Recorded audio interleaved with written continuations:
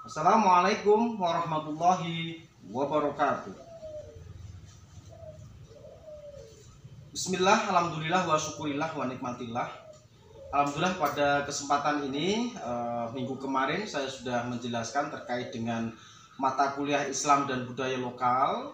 Pada kesempatan ini kita nanti akan mengkaji bersama dengan materi yang akan nanti dipaparkan oleh kelompok. Silakan para mahasiswa dipersiapkan untuk materi, resume, dan kira-kira nanti apa yang akan dipertanyakan pada pertemuan kali ini. Silakan kita simak bersama-sama paparan dari kelompok untuk materi pertemuan pada kesempatan ini. Jangan lupa teman-teman, silahkan nanti dicek V-Class-nya untuk upload materi dan diskusinya. Kemudian kita akan sharing bersama di WhatsApp group. Untuk itu, saya ucapkan terima kasih dan tetap semangat, jaga kesehatan. Mari kita bersama-sama simak materi paparan pada kesempatan ini. Akhirul kalam, wabillahi taufik wal hidayah. Wassalamualaikum warahmatullahi wabarakatuh.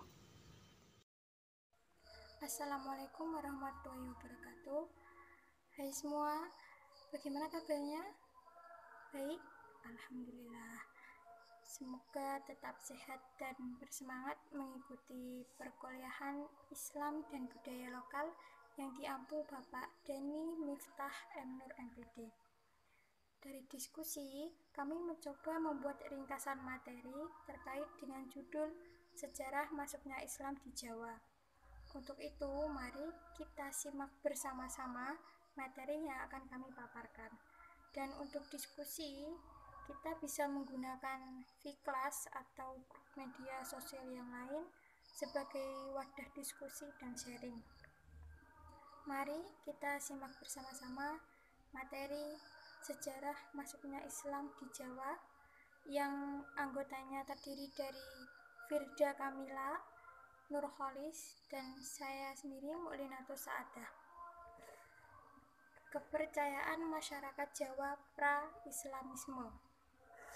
Kepercayaan atau religi berasal dari bahasa Latin religar atau religar, artinya berhati-hati dan berpegang teguh pada aturan-aturan dasar. Jadi kepercayaan atau religi berarti kecenderungan batin atau rohani manusia yang terikat dengan hal-hal yang gaib, suci, dan tabu. Dan di Jawa sendiri ada 3 kepercayaan, yaitu yang pertama, paham animisme, paham kepercayaan pada roh-roh nenek moyang. Yang kedua, paham dinamisme, paham kepercayaan yang meyakini kekuatan gaib atau mistis yang terdapat pada benda-benda tertentu. Dan yang terakhir, pengaruh Hindu-Buddha di Jawa. Teori masuknya Islam di Indonesia ada 4, yaitu teori Persia pada abad ke-13 Masehi, teori Gujarat atau India pada abad ke-13 Masehi, teori Mesir atau Arab pada abad ke-7 Masehi, teori Cina atau Tiongkok pada abad ke-9 Masehi.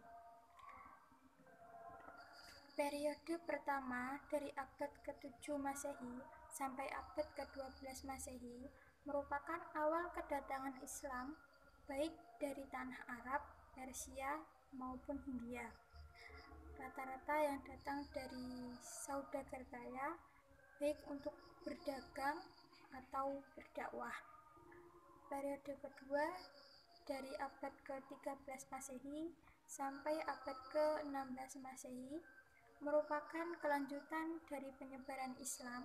Awal dalam periode ini, Islam sudah luas dan sudah membentuk kekuatan politik seperti kerajaan.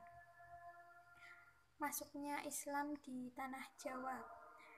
Islam masuk ke tanah Jawa sekitar abad ke-11 Masehi di pesisir Pulau Jawa, Tuban, Gresik. Berupa makam Islam tertua, yakni makam Fatimah binti Maimun yang meninggal pada 7 Rajab 475 Hijriah atau 1802 Masehi. Islam masuk ke Nusantara pada abad ke-13 Masehi.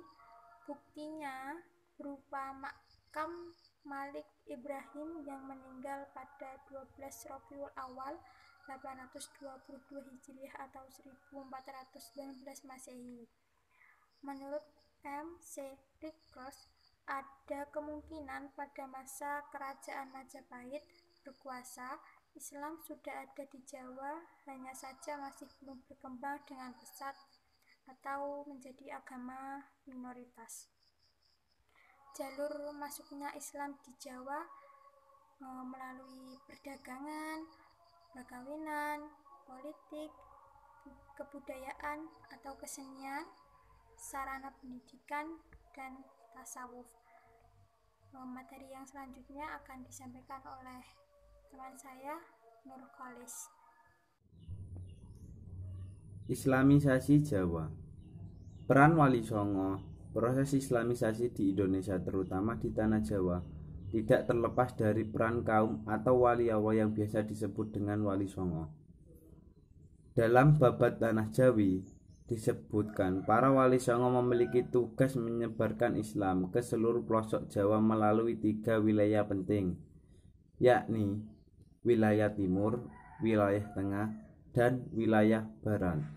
Yang pertama, wilayah timur, antara lain Surabaya, Gresik, dan Lamongan. Wilayah tengah, yakni Demak, Kudus, dan Muria. Dan wilayah barat, yakni Cirebon. Nama-nama Wali Songo